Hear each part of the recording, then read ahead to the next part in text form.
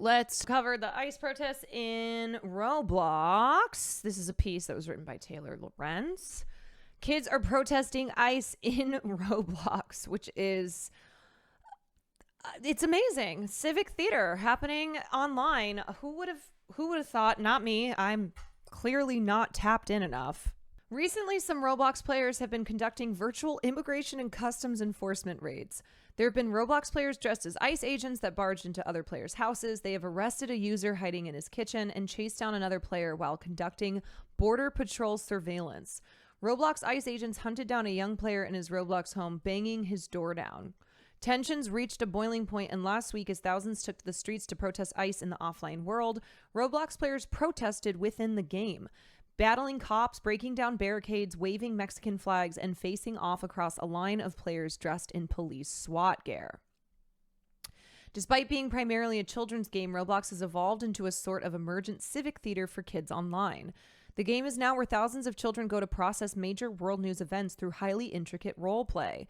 These simulations are how many young people experience news events, representing a shift towards more participatory forms of media.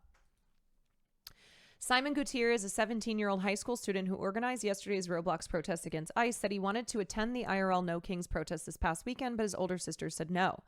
So he staged a protest on Roblox to allow other young people to make their voices heard. A lot of young people really want to protest and put their words and beliefs out there, but are unable to, so this is the only thing that we can turn to. The ICE protests in Roblox have primarily taken place in Brookhaven, a massively multiplayer role-playing experience on Roblox. The experience's name is based on the real city of Brookhaven, Georgia, where offline ICE raids and protests are also taking place. Last Thursday, police arrested 6 people involved in anti-ICE protests in the IRL Brookhaven. Roblox's Brookhaven is the most visited Roblox experience ever, with 65 to 70 billion visits. Holy shit. And it has essentially become the internet's default metaverse where events in the real world often play out in-game. Since the initial ICE protests in Brookhaven last week, half a dozen more have been planned. Roblox users are posting dates and times on TikTok along with their usernames or Discord server links in order to coordinate and solicit attendance for the rallies. The response from TikTok users has been enthusiastic. This is not the first time Roblox has gotten political. In 2020, teenage Roblox users replicated the wave of protests against racial injustice and police brutality following George Floyd's murder. Roblox users have also protested Israel's assault on Gaza, staging pro-Palestine virtual protests in the fall of 2023. I didn't even know that was happening, or I would have covered it. One pro-Palestine protest was visited more than 275,000 times. The protests against ICE have not yet reached that scale. In-game activism also isn't an entirely new phenomenon. Even before Roblox, children mobilized in other game-centric communities. In 2016, Club Penguin users protested Donald Trump's election. Some kids used their avatars to express political dissent at a time when they weren't even old enough to vote. Players in Animal Crossing and Roblox also staged protest events, pushing Hong Kong's pro-democratic movement in 2020. Roblox boasts about 85 million daily active users globally. In December 2022, more than 4 in 10 Roblox gamers were 12 years or younger, and 60% of users were under the age of 16, according to data from Roblox. But there are signs that the platform's demographic might be slowly shifting. While 32 million players, about 40% of Roblox's daily users, are still under the age of 13, according to the company, 21% are between the ages of 17 to 24, and 18% are now over the age of 25. The user base is aging up, and with older teens and young adults now making up a larger share, there's been demand for more mature content and experiences. Role-playing real-world events allows young people to experiment with their identity and political agency in a low-stakes environment. A recent study by Cornell tracking kids aged 8 to 13 found that in-game roleplay and avatar customization helped kids explore their identities. Roblox, according to some kids I talked to, feels like a test drive for the adult world. Because of social media, kids today are simply more aware of the news than they were in previous generations.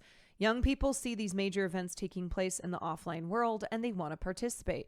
You mean young people are citizens of today? You mean they see what's going on? That you can't keep them from seeing what's happening in this world? Roblox gives them a space to do that, whether it's protesting or expressing your emergent political identity as a Trump-supporting ICE agent. I sure hope not. You know what I hope? I hope that any kids who come from families that are like, yay, ICE, yay, Trump, and they're in Roblox role-playing as a Trump-supporting ICE agent, I hope that they actually then go, you know what? I don't like doing this. This is mean. I'm a bad guy. This is really cruel. Fuck ICE. Like that these kids come in going, oh yeah, my daddy says that Trump is good and that ICE is good. And then they role play as ICE and they're like, wait, ICE is bad. My younger brother. Oh, wait. My friend has a job on Roblox. She applied and got hired. That's amazing. There's also, okay, wait. A lot of participants are exploring and trying to see what they politically identify as. Gutierrez noted that the players role-playing as ICE agents within the game are also children. Jesus.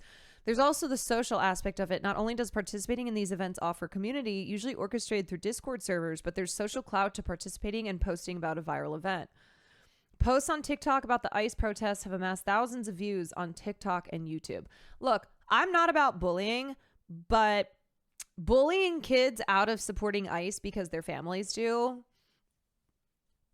well, all I'm saying is that maybe social pressures that kids feel in Roblox around supporting ICE, around, you know, oh, I'm going to role play as ICE because ICE is cool. And then they're experiencing a loss of clout. They're experiencing social pressures to not support ICE. Maybe bullying isn't always bad. Maybe. As Roblox continues to grow in popularity and relevance, I'm definitely watching the evolution of Brookhaven specifically. Brookhaven won 2 Roblox Innovation Awards in 2024, one for Best Roleplay Life Sim and one for Best Social Hangout. It was also nominated for Favorite Video Game at the Kids' Choice Awards in 2022 and 2023. There are entire TikTok accounts solely dedicated to the happenings in Brookhaven, and even emergent news channels like Brookhaven News Official that acts as local news channels for the game. What? Hold on, I need to see this. Breaking news. Pursuit ends in shots fired at Dogwood neighborhood in Brookhaven. First comment, my grandma believed this. Oh God. ICE Border Patrol in Dogwood neighborhood in Brookhaven during protest against ICE. Breaking news. Let me see. Breaking news. ICE raid took man out of house and man tried to fight the ICE raid. Blurred at 32 seconds.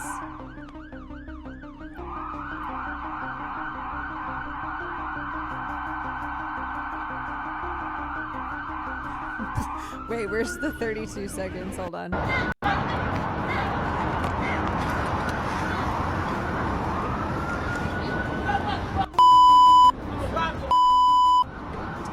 Yes, these are kids. These are kids that are enacting this in Roblox. Like, this is how they process the news. This is how they're forming their political identities. Okay, let me look at that after I finish this. You know, it's like their political identities are emerging earlier than, you know, certainly I remember in my generation of millennials, and that's because of their digital access. It's because that they are online and they are aware of things in a way that older generations at their age weren't, unless, like, I don't know, you were a kid in World War II and your country was it's like, yeah, okay, then you're aware of war when that's something like that is happening. But, you know, I was saying, I'm sorry, I hate repeating myself when it's like, okay, podcast is coming out on Thursday, but I did say this on the podcast where when I was in high school, I was much more politically aware and active than most of my peers because of my family, worked on the Obama campaign, whatever, hope and change. I didn't know dick about shit about dick. I didn't know about ICE. You know what I mean? I didn't know about Palestine. I didn't know about these issues that kids are like literally role playing protests of in Roblox. And I was like I had much more political acumen than my average peer. I predict that digital protests will have greater offline political impact as the digital realm increasingly becomes default reality. And it will be interesting to see what effect digital political expression in games like Roblox has on young people as they develop their nascent political ideologies. These Roblox protests are now many young people's first form of political engagement. And I wonder how much these online in-game experiences are shaping their views of the offline world. Rather than freak out that kids, including some under the age of 12, are participating in political events online, Dr. Ki Nishiyama, a lecturer at Kaichi International University, has argued that we should foster young people's digital political engagement. No matter how we adults, or those who have political power, try to depoliticize children's online experience, children can politicize it in an unpredictable fashion. Especially as, like, you know, we act as if kids shouldn't be political when adults are politicizing their existences. You take a trans kid, for instance. You're going to tell a trans kid not to be political, not to like be aware of what's going on when their rights, when their existence is being threatened by these adults who are seeking to control them, who don't want them to have access to the internet, who don't want them participating in civic theater in protest. Nishiyama told Dazed, rather than depoliticize children's experience, we have to acknowledge that children can be political. In other words, they are not future citizens, but citizens of today. We are, or like the children of immigrants. We're going to sit there and act as if like they have no choice, or we're going to sit there and act as if they have a choice about like engaging politically. Come on. We are children of the internet, one young Roblox player said in the same story. It's what we use to navigate and understand the world. Gutierrez said, instead of doubting the Roblox protesters, people should try to understand where they're coming from. Since Gutierrez's first protest against ICE went well, and he's posted about it on TikTok, he has been flooded with requests to stage another one. He's planning another one, likely for next week. So that this is what Taylor posted today. On Monday, I reported on anti-ICE protests taking over Roblox. One of the kids I interviewed texted me this morning to share that the Roblox protesters are now facing police violence. Hello, I was in a Roblox ICE protest, but then we all got shot by the police. What the fuck? I shouldn't be laughing, but I don't know how else to interpret reality. Like, so obviously, like, this is happening in the game. Okay, these kids aren't being shot. Well, not these kids aren't. Cops do shoot kids, but these kids aren't being shot by the police. They're being shot by the police in Roblox, like in a video game. However, what do you think that this teaches kids? Right? How do you think kids are understanding what's happening offline by what's happening online when their experience is, oh, we are protesting. We're not doing anything wrong. We're not hurting anybody. And then the cops came in and shot us all. What do you think that teaches them about how cops treat civilians that are out protesting in the U.S.?